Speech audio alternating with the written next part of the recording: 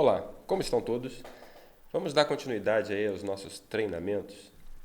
A gente vai ver uma parte bem importante para um eletricista, na verdade, para muitas atividades, né? A NR35 é um treinamento importante para várias atividades que a gente tem em campo. Então vamos conhecer um pouquinho mais aí dentro da plataforma de cursos da Essência Serviços, um pouquinho sobre a NR35. Aqui a gente vai ver a parte teórica, mas conforme não só esse, como todos os cursos, a gente tem o dia de prática. E aí vocês podem agendar e fazer na prática tudo que aprendeu aqui nesse treinamento. Bom, é bem simples, né? A gente já acessa a página de treinamentos da Essência, que é essenciaserviços.com.br/cursos. Se cadastra e entra lá nos treinamentos que deseja. A gente está aí dentro já do NR35 e vamos começar esse treinamento. Então, NR35 é trabalho em altura. O que busca esse treinamento nosso aqui é apresentar para vocês as condições mínimas de segurança para os trabalhos em altura. Então, o serviço em altura somente deverá ser iniciado após a realização prévia do local, a avaliação prévia do local, né? Então, teria que ver se as condições do local realmente vão ter segurança para as atividades. Então, de acordo com essa portaria aí, né, do Ministério do Estado do Trabalho e Emprego 593, ela é de 2014. Então, como que a gente vai fazer isso? É bem simples, na verdade, né? Muitas coisas que a gente vê aí que complica, na verdade não tem complicação nenhuma, é só você entender os requisitos, principalmente de segurança, e atendê-los, né? Então, a gente tem que fazer o quê? No planejamento do trabalho em altura, devem ser adotadas medidas de proteção, seguindo a seguinte hierarquia. Medidas para evitar o trabalho em altura, ou seja, dá para não trabalhar em altura, é a primeira coisa a ser feita. Se não tiver jeito, aí a gente vai passar para o segundo item.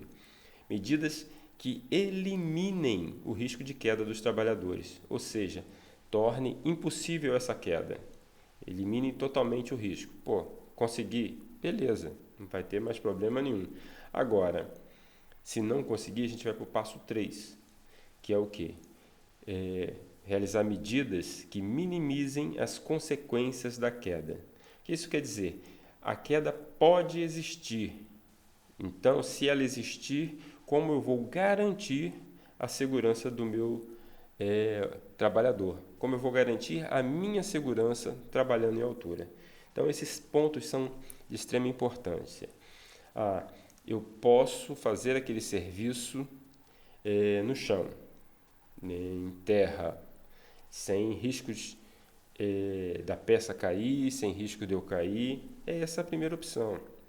A segunda é a seguinte: vamos criar um local, um ambiente que elimine totalmente o risco de queda. Então, por exemplo, a gente vai trabalhar numa laje, fazer um guarda-corpo em volta de toda a laje, você elimina o risco de queda. Então, numa laje com guarda-corpo, você não precisa usar as medidas que vão simplesmente minimizar. E sim, o guarda-corpo já está extinguindo está eliminando aquela possibilidade. E por terceiro é usar o cinto, os grampos, o talabarte, o trava-queda, o capacete, todos os EPIs de proteção para garantir que, se ocorrer uma queda, a vida estará preservada. Então, esse é um ponto bem interessante da gente entender. Então, sempre que puder não trabalhar em altura, melhor. Um exemplo de eliminar o trabalho em altura, vamos dizer aí, você vai fazer a furação de um trilho. São lá 300 furos para ser feito.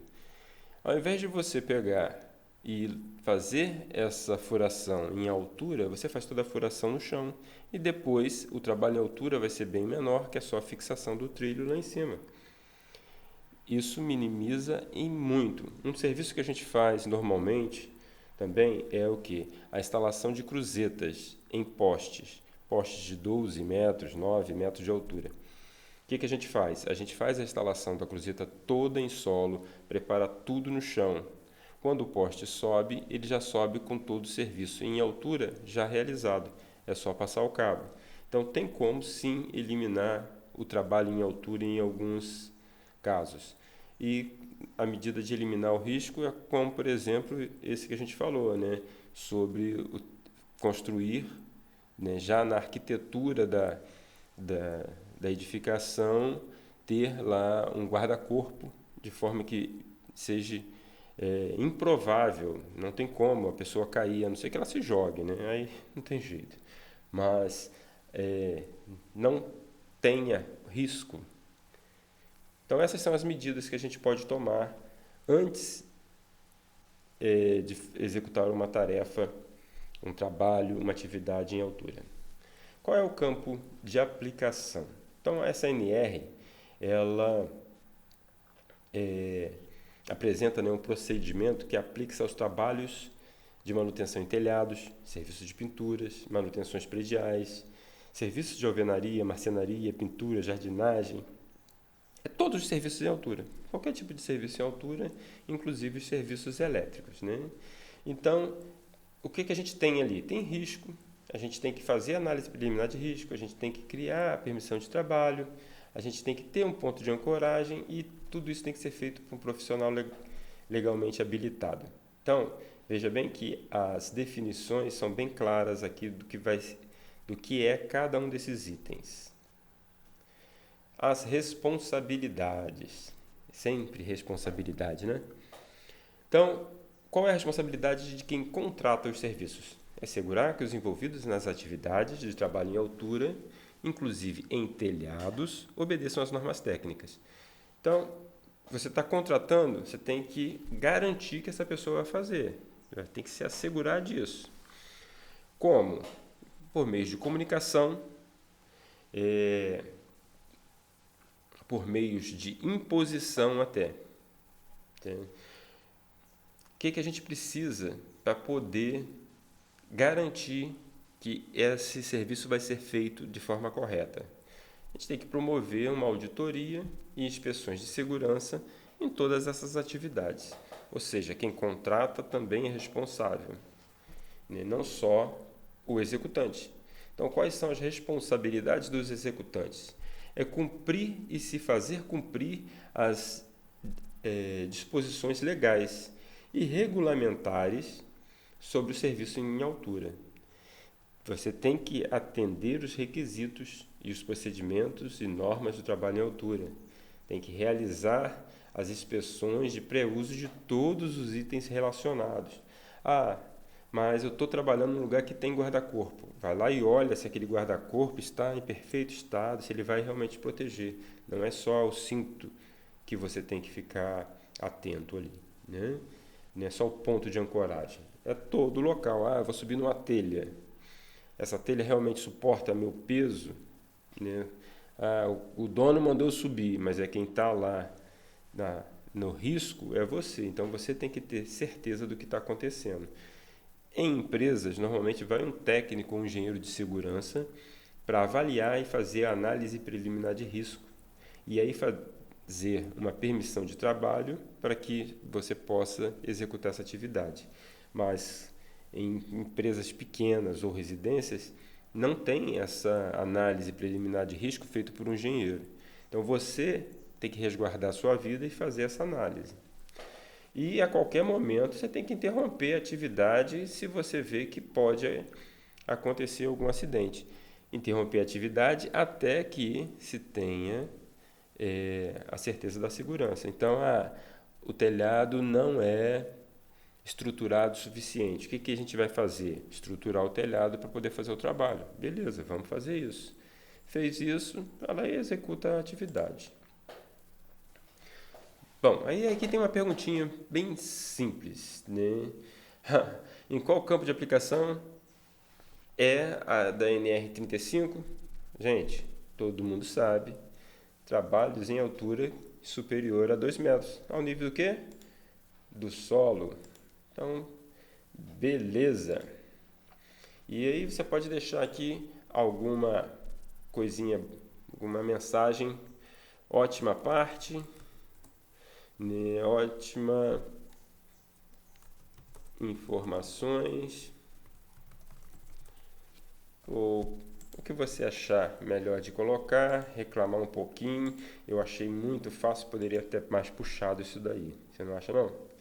Então, essa foi a introdução. Vamos para a próxima etapa, que é o quê? Os requisitos, as condições gerais, né, para o trabalho em altura. Requisito de saúde, ou seja, você tem que estar em plena saúde para fazer o trabalho em altura. Inclusive, dentro de empresas de maior porte, é aferido pressão, é conversado com o médico do trabalho antes da execução da atividade e tudo mais. Então, mas aqui a gente vai falar de uma forma um pouco mais generalizada, né?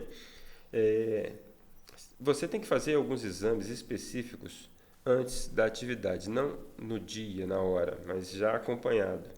Isso, né? Normalmente é 1 ano a validade desses exames. Então, todo ano você tem que fazer uma série de exames para garantir que durante o próximo ano você possa trabalhar tranquilamente no trabalho em altura, principalmente em trabalhos de alto risco como é o do telhado.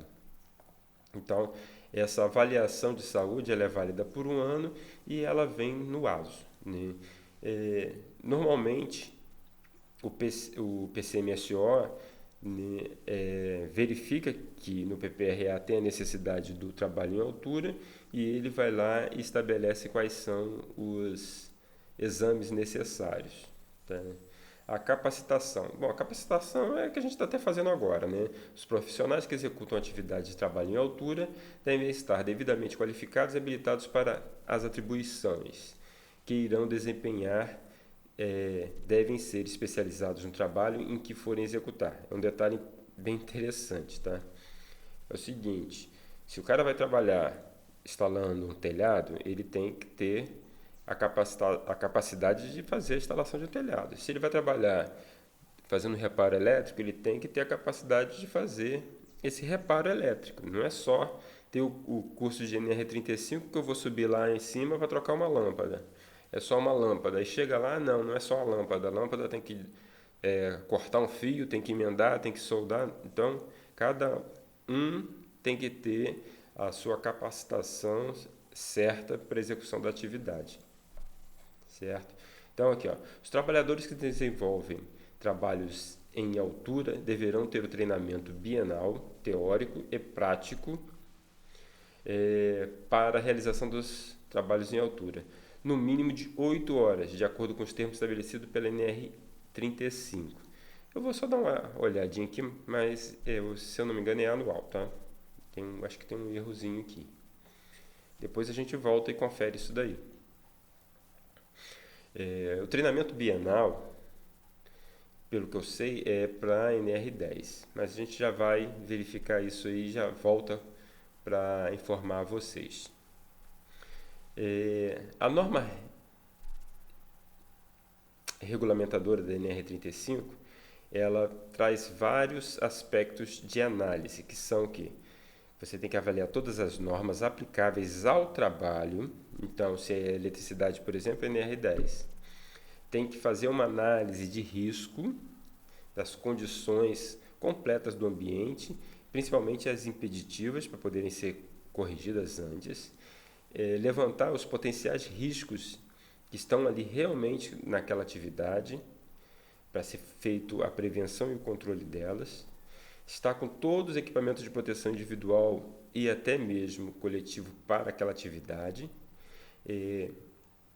Conhecer todos os acidentes típicos do trabalho em altura e saber todas as condutas de emergência, incluindo como prestar não só os primeiros socorros, mas também como resgatar caso necessário. Então, quando você está fazendo uma atividade em altura, se alguém cair, se machucar, você tem que saber como socorrê-lo. Então, não é só NR35, você também tem que ter lá um curso de primeiros socorros, né, para poder dar um auxílio no primeiro socorros lá ao seu colega que se acidentou. E aí vem também as técnicas e noções básicas, pelo menos, de resgate. Você tem que saber o que fazer para, no mínimo, resgatar o seu amigo até que um enfermeiro, um médico ou alguma coisa desse sentido possa ir lá atendê-lo. Bom, vamos ver agora aqui os equipamentos de proteção individual. Os equipamentos são os básicos, né? A gente sabe que todo trabalho em altura a gente precisa ter o quê? Cinto. Qual é o tipo do cinto? Paraquedista. Ele tem que ter um talabarte duplo, um ponto de ancoragem muito bom. Essa ancoragem tem que ser, muitas das vezes, até testada e certificada. Em algumas empresas isso é exigido. E o talabarte duplo, ele facilita muito, porque você nunca vai estar sem estar com uma dos talabartes preso, tá? Então, tem mais um keyzinho aqui. Quem pode executar atividade em altura? Só profissionais, né, qualificado, habilitado e treinado, certo? Eu achei muito fácil isso daqui. A gente tem que dar uma apertada nisso aí. Muito fácil, né? Tem que dar uma complicada um pouco mais aí nessas próximas etapas. Então vamos ver aqui qual é a próxima etapa. Os equipamentos de proteção. É aquilo que a gente estava falando. O cinto paraquedista é o mais comum e a gente conhece ele já há alguns anos. Antes a gente tinha aquele cinto abdominal muito ruinzinho, mas esse paraquedista aí realmente protege e não machuca a pessoa. Antes o cinto era preso pela frente, que dava muita lesão na coluna vertebral, na lombar, né, porque ele segurava você de forma muito estranha. Já o paraquedista é interessante porque você fica um pouco mais confortável, apesar que uma queda machuca a virilha. Tá? Aqui a gente tem um videozinho, vou passar eles aí para vocês assistirem de como colocar o cinto talabarte. Desculpa, o cinto paraquedista. Bom, e aí o talabarte. A gente tem lá o talabarte duplo, é aquilo que a gente falou. A vantagem dele é que você vai ter sempre um ponto ancorado. Então, aqui a gente tem mais um videozinho sobre as técnicas de segurança, como fazer a amarração e vestir o cinto. Uma outra coisa importante, principalmente em trabalhos em escada, é o trava-quedas. No telhado ele também é muito utilizado para facilitar a sua locomoção, mas em subidas ele é interessante porque você acaba tendo um terceiro ponto de ancoragem, ou seja, você tem os dois talabartes e o trava-queda te acompanha. Então qualquer problema que você tiver, você tem mais um ponto ali. Temos a linha de vida, que nada mais é do que isso aí mesmo que está na imagem. É um cabo de aço esticado e você passa por ele. Então está sempre ali protegido, não tem risco de queda. E se tiver a queda, você fica pendurado ali pelo cabo de aço. Vamos falar um pouquinho sobre as inspeções e manutenções. O que é isso? A gente tem que fazer uma inspeção periódica desses equipamentos. Tá? É recomendado, no mínimo, a cada 12 meses serem feitas. A gente recomenda que seja uma inspeção completa, minuciosa, a cada 12 meses, mas a cada uso do equipamento tem que ser feito algumas verificações. Ver se não tem nenhum rasgo, se não tem nenhum parafuso solto, se não tem nada quebrado. Para quê? Para garantir que você esteja protegido, certo? Então, essa parte é extremamente importante. E aqui mais uma perguntinha bem básica. Equipamentos de proteção são importantes para a atividade. Marque aqui, são indispensáveis em todas as atividades em altura. É claro que é o cinto paraquedista, né? Não tem jeito, ele tem que estar lá em toda e qualquer atividade. Opa, era mais de uma resposta, viu só? Tem que ter cuidado com isso, viu? Essa pergunta está escrita lá em cima, ó. Macete para vocês, leem aqui, ó. Tem 3 respostas corretas. Então, vamos ver. Aí, agora acertei aqui. Então, é o cinto, talabarte e o capacete. Você nunca pode fazer nenhuma atividade em altura sem esses EPIs. O óculos de lente escura se for ao sol, ao tempo, com muita claridade. E a luva isolante com vaqueta é só se você estiver desenvolvendo uma atividade com eletricidade. Muito interessante. Fez uma pegadinha ali comigo. Vou escrever aqui, pegadinha, né? E também achei muito fácil, vou botar muito fácil aqui. E assim a gente vai para a próxima etapa. Os requisitos para as instalações. Bom, a gente tem que ter lá a sinalização, sinalizar muito bem o local onde você está trabalhando. Por quê? Por várias razões, tá? Principalmente a de gente que fala, nunca passa embaixo de escada, isso é real, porque uma ferramenta pode cair na sua cabeça, né? Quanto a escadas, elas têm que atender também normativas, não é qualquer escada. Então a gente tem que pegar, não é uma escada feita lá de taipá e eucalipto que vai subir pronto. Não é. A gente está falando em serviços de primeira qualidade com alta segurança. Escadas de mão. As escadas não poderão ser maiores do que 7 metros. Normalmente, vai falar assim, mas as concessionárias de energia utilizam. Tem lá um poste de 12 metros utilizando a escada. Tem, realmente tem. Mas, aqui na minha cidade, pelo menos, já estão sendo muito mais comum o uso do caminhão muque com a cesta, né? Então, essas escadas maiores de 7 metros estão sendo abolidas realmente das execuções em rua. Mesmo porque tem uma norma que diz que não deve, né? Então, a gente tem que ter uma escada que ultrapasse o nível de 1 metro, pelo menos. Ou seja, nisso você já limitou a sua altura de trabalho de, no máximo, 2 andares, né? 6 metros. Você não vai poder trabalhar no terceiro andar de qualquer lugar com uma escada. Isso é interessante, viu? A escada simples ou extensível também, o comprimento máximo é 7 metros. E aí vamos lá, aqui ó, vamos ver um videozinho interessante. Esse vídeo é bem interessante porque ele mostra como fazer a amarração da escada em um poste. Tá? Escada tipo tesoura. Olha só que interessante, enquanto a outra escada de encostar ela é 7, a tipo tesoura é só 4. Então, se você tem um pé direito com 6 metros, não é com escada que você vai lá trocar uma lâmpada. A escada tipo marinheiro são aquelas para subir na lateral de galpões, subir em caixa d'água, elas são bem compridas, né? Mas, de forma geral, elas também não devem exceder 6 metros de altura. Tá? Quando você tem uma proteção para o corpo dessa forma, é facultativo o uso de talabarte. Mas, cara, eu recomendo utilizar, porque é uma proteção a mais. Muitas dessas escadas já tem o trava-queda nela própria, que também facilitaria bastante. Então, aqui a gente tem mais um vídeo de como subir na escada do tipo marinheiro. É bem interessante vocês assistirem. As escadas plataforma, que são aquelas semifixas, né? Elas têm um apoio muito melhor para você.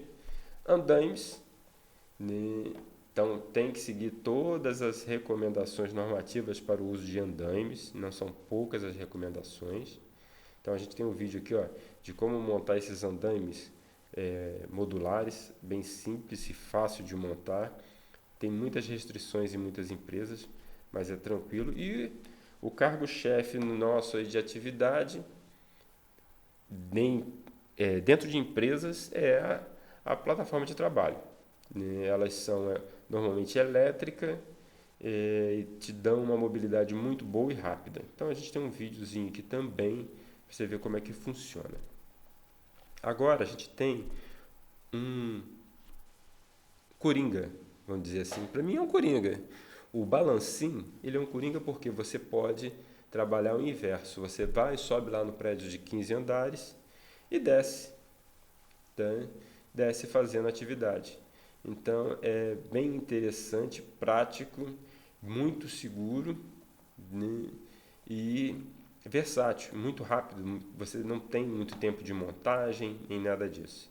Ó, aqui no vídeo você vai ver como que funciona essa cadeirinha suspensa, né? É muito interessante o uso desse equipamento. No telhado, lembra aquilo? Não tem, o telhado é muito fino, não é para transitar. A gente tem as passarelas. E aí, de acordo com a passarela, você tem peso, distância e tudo mais. Então, as passarelas é um equipamento complementar extremamente importante para as atividades em telhado. Vamos lá. Os equipamentos que auxiliam na execução das atividades em altura facilitam o acesso das atividades são... Opa, aqui ó, só tem uma resposta. Não, mesa não é. Não pode ser mesa, né, gente? Aqui ó, mesa de novo, pelo amor de Deus, né? Escada, andaime, plataforma, balancinho. Opa, isso aqui pode ser. Cadeira aqui escrita, pode tirar fora. Um carro. Eu nunca vi carro e mesa, não. Tem que ser escada, andaime, plataforma e balancinho. Nada de banco e cadeira. Vamos ver? Aê, garoto. E eu achei facinho. É facinho. Facinho esse negócio. Tem que melhorar essas perguntas aí que tá muito, muito boba. Então vamos para a próxima etapa. Regras de segurança. Bom, gente, a próxima etapa fica em outro curso, outro treinamento, tá? Em outro dia. Tá? Já estamos aqui mais de meia hora, então a próxima etapa é a gente ver as regras de segurança. A gente vai conhecer aí todos os pormenores a respeito. A gente chegou aí a 1/3 do nosso treinamento e a gente tem muito mais coisas para a gente ver aqui e no final a gente ainda tem uma avaliaçãozinha para ser feita. Não vamos esquecer disso, porque essa avaliação vai proporcionar para o pessoal a liberação de marcação da prática, além, é claro, de permitir a emissão do certificado de participação. Certo? Valeu, um abraço a todos e até a próxima.